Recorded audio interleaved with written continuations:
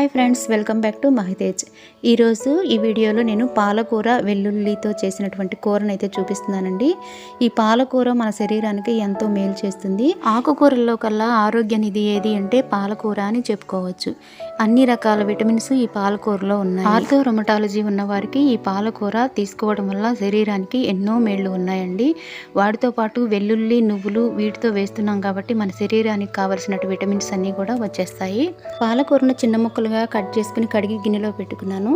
Mixie గిన్నెలోకి కొబ్బరి, ఉప్పు, కారం, వెల్లుల్లిపాయలు ఒక 10, జీలకర్ర, శనక్కాయ పప్పులు, నువ్వులు, పసుపు, వీటితో పాటు 1 స్పూన్ శనగపప్పు కూడా వేసుకొని మిక్సీకి వేసుకోవాలి. నేను శనగపప్పు వేయడం మర్చిపోయాను, అందుకని మళ్ళీ మిక్సీలో వేసి కలుపుతున్నాను. బాండి గిన్నె పొయ్యి మీద పెట్టుకుని నూనె వేడెక్కిన తర్వాత తాలింపు గింజలు, ఎండుమిరపకాయలు, పచ్చిమిరపకాయలు, ఒక గుప్పెడు ఉల్లిపాయలు, కరివేపాకు వేసి దోరగా వేయించుకోవాలి. బాగా వేగనవసరం లేదండి, కొంచెం వేగితే సరిపోతుంది. వేగిన తర్వాత మనం కట్ చేసి పెట్టుకున్నటువంటి ఈ పాలకూరను బాండీ గిన్నెలో వేసుకొని కలుపుకోవాలి. బాండీ గిన్నెలో వేసినప్పుడు ఈ ఆకు చాలా ఎక్కువగా అనిపిస్తుందండి, కానీ మనం ఉడికేసిన తర్వాత కొంచెమే అవుతుంది. బాండీ గిన్నెలో ఆకుకూర వేయగానే 2 నిమిషాల వరకు మూత పెట్టి ఉడికించండి. తర్వాత మూత తీసేసి వేయించుకోవాలి.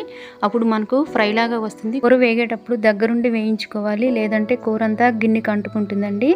అప్పుడు కూర టేస్ట్ మారిపోతుంది. కూర ఇప్పుడు చాలా దగ్గర పడిపోయిందండి. ఇప్పుడు ఈ కూరలోకి మనం మిక్సీలో వేసి ఉంచుకున్నటువంటి వెల్లుల్లి కారాన్ని 3 స్పూన్ల వరకు వేసుకుంటే చాలా టేస్ట్గా ఉంటుందండి. వెల్లుల్లి కారం కూర అంతా బాగా కలిసే విధంగా కలుపుకొని ఒక 2 నిమిషాల సేపు ఇలా సిమ్లో పెట్టుకోవాలి. ఉప్పు కారం సరిపోయిందో లేదో ఒకసారి చూసుకొని, సరిపోకపోతే ఇంకా కొంచెం వేసుకుంటే సరిపోతుంది.